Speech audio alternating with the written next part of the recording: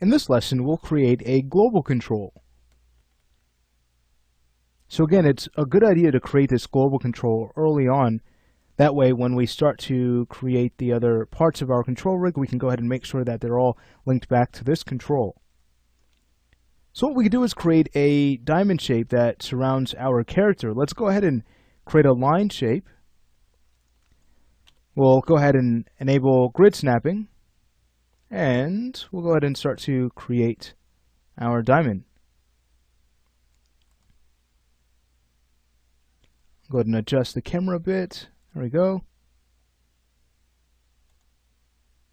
And there we have it. I'll go ahead and choose close spline. And it looks like the first point here needs to be pulled back a bit more. No worries. I'll go ahead and exit the line tool. I'll go to the modify panel.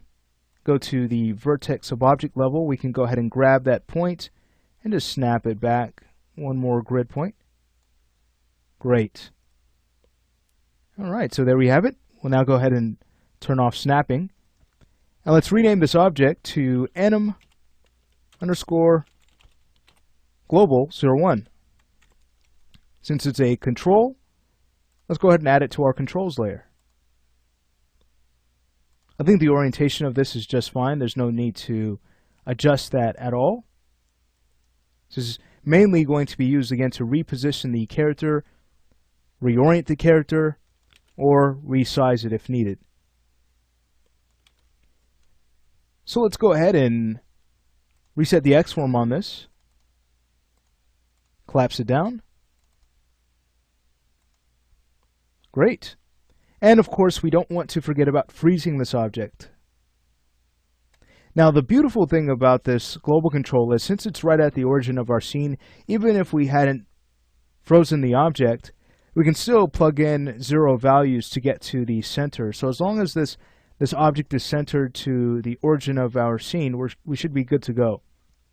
Now, if we were to look closely, you could see that the pivot is slightly off from the center, and that's simply because of this first point being slightly off.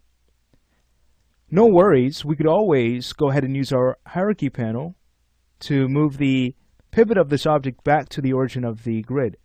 So again, looking at this value here of -2.5 in the y-axis, that's going to change once we pop this pivot back to the origin. So I'll press the S key, and I'll just snap that to the center. And now you can see that that is now zeroed out.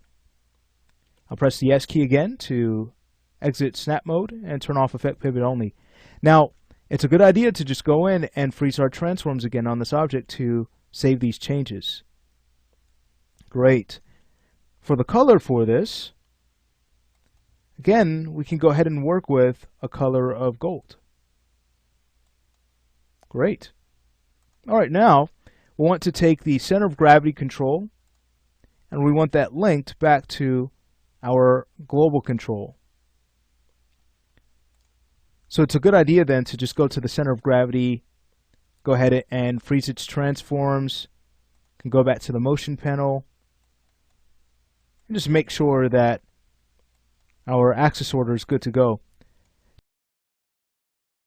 We should not have to freeze our center of gravity control any longer, so we should be just fine. We don't have to worry about changing the axis order.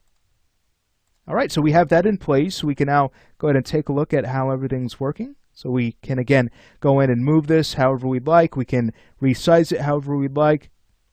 If the character needs to walk sideways, we can most certainly do that now, all from this global control. And we'll also check to make sure transform to 0 works on the other controls, just making sure that nothing shifts out of place. So everything is coming along very well.